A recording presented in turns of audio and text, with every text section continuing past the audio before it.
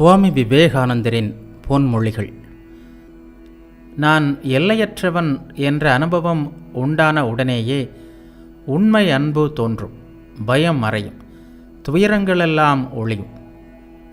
நான் பிரபஞ்சத்திலிருந்து வேறுபட்டவன், இறைவனிடமிருந்து வேறுபட்டவன் என்ற இந்த எண்ணமே இன்ப துன்பத்திற்கு முற்றிலும் காரணம். எல்லா உயிர்களையும் நேசிக்கும் மாறாத அன்பும் இரக்கமும் ஆனந்தமும் மனிதனை எல்லாவற்றிற்கும் மேலாக உயர்த்தி விடுகின்றன.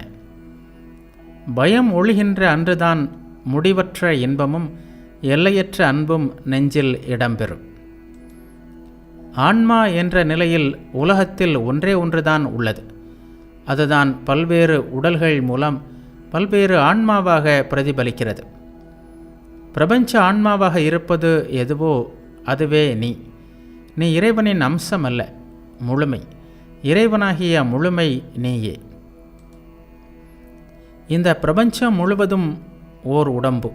இதற்கு பின் பிரபஞ்ச மனமும் அதற்கு பின் பிரபஞ்ச ஆன்மாவும் உள்ளன. தானே தானாக நிற்கும் இந்த ஆன்மா எங்கும் நிறைந்தது. ஏனெனில் இதற்கு உருவம் இல்லை. காலம் இடத்தால் இது கட்டுப்படுத்தப்படாதது.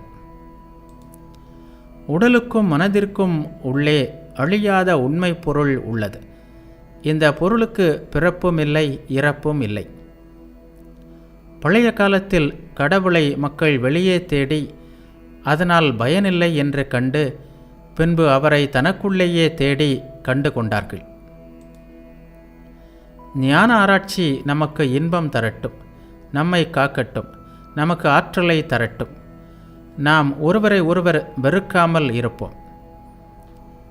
மனதின் கோணல்கள் எல்லாம் நிமிர்ந்தவுடன், இதயத்தின் முடிச்சுகளெல்லாம் அறுபட்டவுடன் மனிதன் இறப்பற்றவன் ஆகிறான்.